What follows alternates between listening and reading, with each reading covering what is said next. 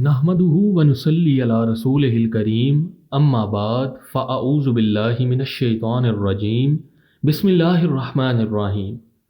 आज हम आपको माह शवाल की फ़जीलत बताएंगे और इसके साथ साथ माह शवाल का एक ऐसा वजीफ़ा बताएंगे जो कि बहुत मुजर्रब और आसान है।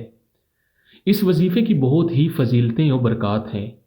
हज के चंद महीने मुईन हैं, यानी शवाल, ज़िलक़द और अशरा ज़िलहज। तो जो शख्स इन महीनों में नियत करके अपने ऊपर हज लाजिम कर ले तो हज के दिनों में ना औरतों से इख्तलात करे, ना कोई और गुनाह और ना ही किसी से झगड़ा करे। और तुम जो भी भलाई करो अल्लाह उसे खूब जानता है। और आखिरत के सफ़र का सामान कर लो, बेशक सबसे बेहतरीन तकवा है। ए अकल वालों, मेरा तकवा इख्तियार कर लो। हज़रत अब्दुल्ला बिन उमर रज़ी अल्लाह ताला अन्हा ने फरमाया कि हज के महीने शवाल, ज़िलक़द और ज़िलक़द के 10 दिन हैं। हज़रत अयूब अंसारी रज़ी अल्लाह ताला अन्हु से रिवायत है कि वो बयान करते हैं कि आका दो जहां सल्लल्लाहु अलैहि वसल्लम ने फरमाया, जो शख्स रमज़ान के रोज़े रखे फिर इसके बाद शवाल के 6 रोज़े रखे, गोया उसने उम्र भर के रोज़े रखे। आप सब लोगों से गुजारिश है कि जो लोग हिम्मत रखते हैं, इस्तिताअत रखते हैं, वो लोग माह शवाल के 6 रोज़े ज़रूर रखें।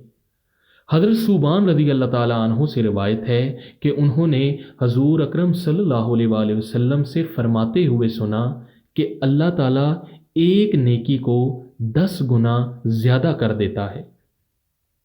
रमज़ान का एक महीना सवाब के एतबार से 10 महीने के बराबर है और ईद उल फितर के बाद 6 दिन रोज़े रखने से 60 दिन के रोज़े का सवाब मिलेगा। यूं ही पूरा साल रोज़े रखने का सवाब मिल जाता है। वजीफ़े का तरीका अच्छी तरह सुन लें और नोट भी फरमा लें।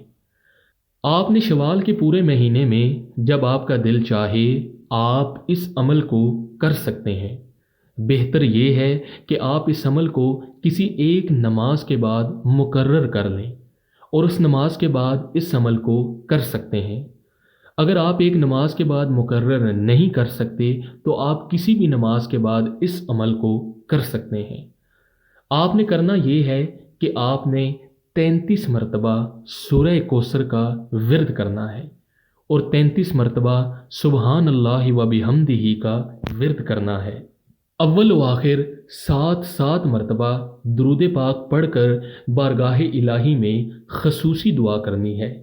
इस अमल के करने से आपकी हर परेशानी ख़त्म होगी, हर हाजत पूरी होगी, हर मुश्किल से आपको निजात मिलेगी। अल्लाह करीम से आप जो मांगेंगे आपको मिलेगा। आपके रिस्क में इजाफ़ा होगा, दौलत में इजाफ़ा होगा और कामयाबी आपका मुकद्दर बन जाएगी। कदम कदम पर आपको कामयाबी मिलेगी। तो आपने इस अमल को शवाल के पूरे महीने में कर लेना है। अगर आपका दिल चाहे आप इस अमल को चलते फिरते भी कर सकते हैं, यानी सूरह कौसर का विर्द कर सकते हैं, सुबहान अल्लाह व बिहम्दिही का विर्द भी कर सकते हैं और आखिर में दुरूद पाक पढ़कर बारगाह इलाही में अपनी हाजात के लिए, ख्वाहिशात के लिए, नेक दिली मुरादों को पाने के लिए अल्लाह ताला से दुआ कर सकते हैं।